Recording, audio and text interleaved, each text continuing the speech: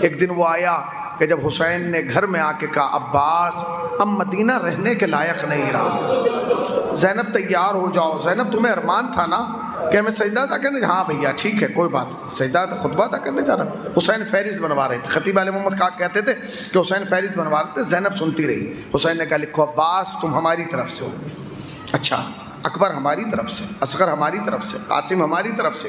کہتی ہیں بھائی میری بھی فہرست بناؤ۔ کہا کیا؟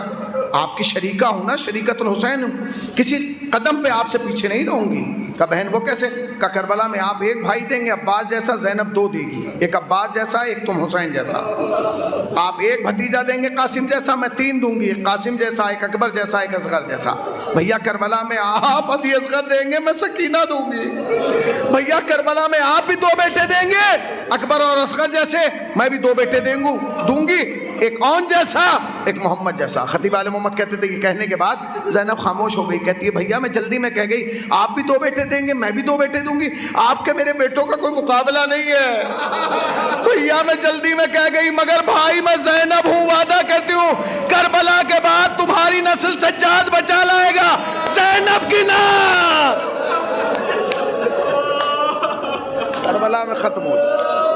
سمجھو کہ زینب کیا ہے، سمجھو کہ زینب کیا ہے۔ اللہ عقیلہ بنی ہاشم، فاتح کوفہ و شام، عالمہ غیر معلمہ، یہ ہے زینب۔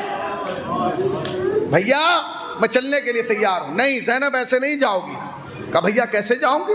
کہا پہلے جا کے عبداللہ سے اجازت لو، اور زینب تمہیں ایسے نہیں، تمہارا بھائی حسین لینے آ رہا ہے، میں لے کے آؤں۔ گئی ہیں جناب زینب، عبداللہ بستر بیماری پہ ہیں، لیٹے ہوئے ہیں، آنکھیں بند ہیں، غش کا سا عالم ہے۔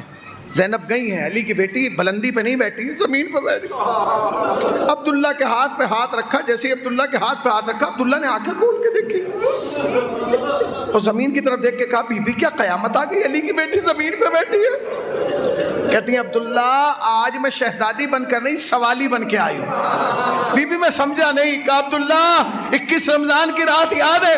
کہاں؟ کہا میرے بابا کا زخمی سر یاد ہے؟ کہا عبداللہ تم سے کیا کہا تھا؟ کہا بی بی مجھ سے کہا تھا عبداللہ جب حسین مدینہ چھوڑے زینب کو نہ روکنا جانے دینا، ورنہ عبداللہ یاد رکھ ادھر حسین مدینہ چھوڑے گا زینب دنیا چھوڑ دے گی۔ ہاں بی بی مجھے یاد ہے، مجھے یاد ہے۔ اچھا عبداللہ وہ وقت آ گیا، عبداللہ میرا بھائی جا رہا ہے۔ عبداللہ نے ہاتھوں کو جوڑ کے کہا بی بی میں روک نہیں سکتا، مگر میری گزارش ہے بی بی آپ ایسے نہ جائیے گا، جتنے غلام چاہیے لے جائیے، جتنی کنیزیں چاہیے لے جائیے، جتنا مال چاہیے لے جائیے، اور جس شہر میں جائیے گا اپنی زمین خریدیے گا اور شہر بسائیے گا، اور زمین علی اکبر کے نام کرائیے گا۔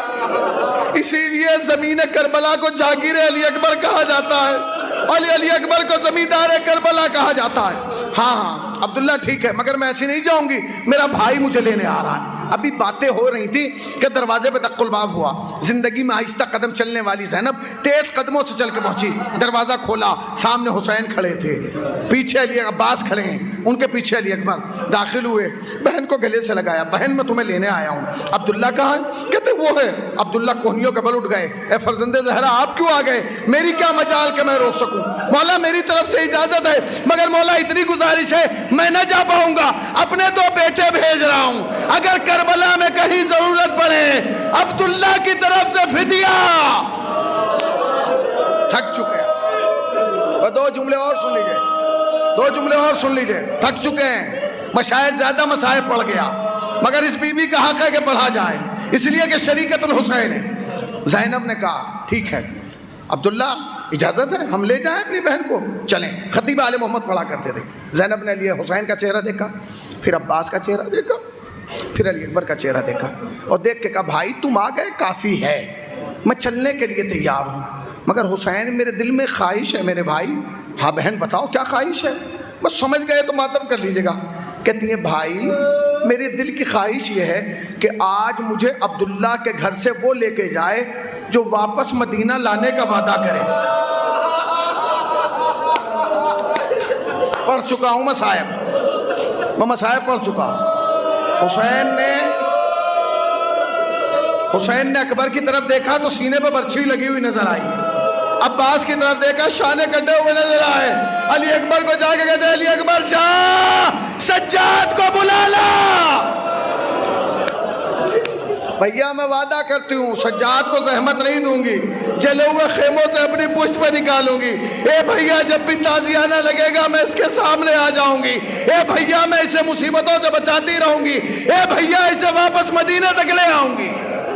میں پڑھ چکا، آپ سن چکے، میں بھی تھک چکا، آپ بھی تھک چکے. خدا مرحوم کو غریق رحمت فرمائے. ایک جملہ سن لیجئے اور مجلس رحمت تمام. بس ایک جملہ سن لیجئے. جناب زینب نے عبداللہ کو سلام کیا، حجرے کے اندر گئیں، واپس پلٹی اور حسین کے پیچھے پیچھے چلی گئی. یہ قافلہ چلا گیا.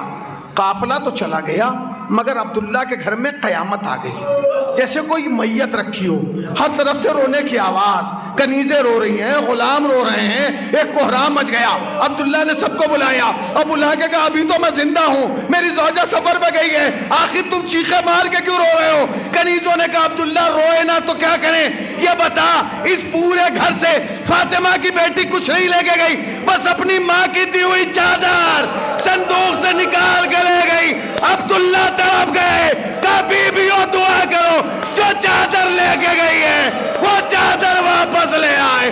کائنات کی قیمت ایک طرف، فاطمہ کی چادر ایک طرف. واہ